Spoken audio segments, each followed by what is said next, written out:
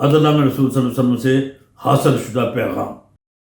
اعوذ باللہ من الشیطان الرجیم، بسم اللہ الرحمن الرحیم۔ معزز ناظرین و سامعین، السلام علیکم ورحمۃ اللہ وبرکاتہ۔ عدل میں رسول صلی اللہ علیہ وسلم کی سلسلے کا آج 14واں پیغام نشر ہو رہا ہے۔ یا پہلے ہم کافی وضاحتیں ہو چکی ہیں پچھلے پروگراموں میں کہ کس طریقے سے ہم نے یہ پروگرام اسٹارٹ کیا تھا۔ پہلے 150 مصرے تھے نبی صلی اللہ علیہ وسلم کے عدل کے بارے میں، آپ کی تعلیمات، آپ کا اسوہ حسنہ کہ کیا چیز ہمیں ملی، ہمیں کیا ہدایت ملتی ہیں۔ پھر ان کی آپ کے عدل کے بارے میں ہدایات کی روشنی میں ہم نے اپنے سلسلہ نمبر 31 کے ذیل میں پیغامات کا سلسلہ، معاشرے کی مختلف حقائق، مختلف افراد، مختلف رویوں، مختلف جہتوں کو سامنے رکھ کر پیغامات کا سلسلہ شروع کیا۔ اس سے پہلے 13 پیغامات نشر ہو چکے ہیں۔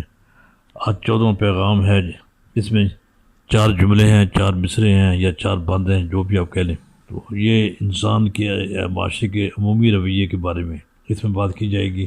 اس میں شریک سفر ہے اور زمین کے بارے میں پیغام اور آسمان کی بات ہے اور بندگی کی بات ہے۔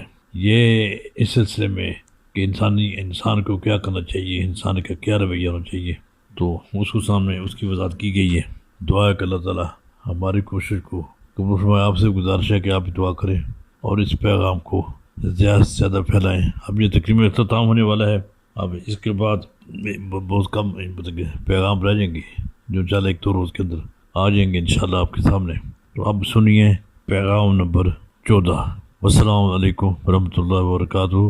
پیغام نمبر 14۔ شریک سفر کی رفاقت سے عدل کر، زمین کی نعمتوں سے عدل کر، آسمان کی رفتوں سے عدل کر، بندگی میں عبادت سے عدل کر،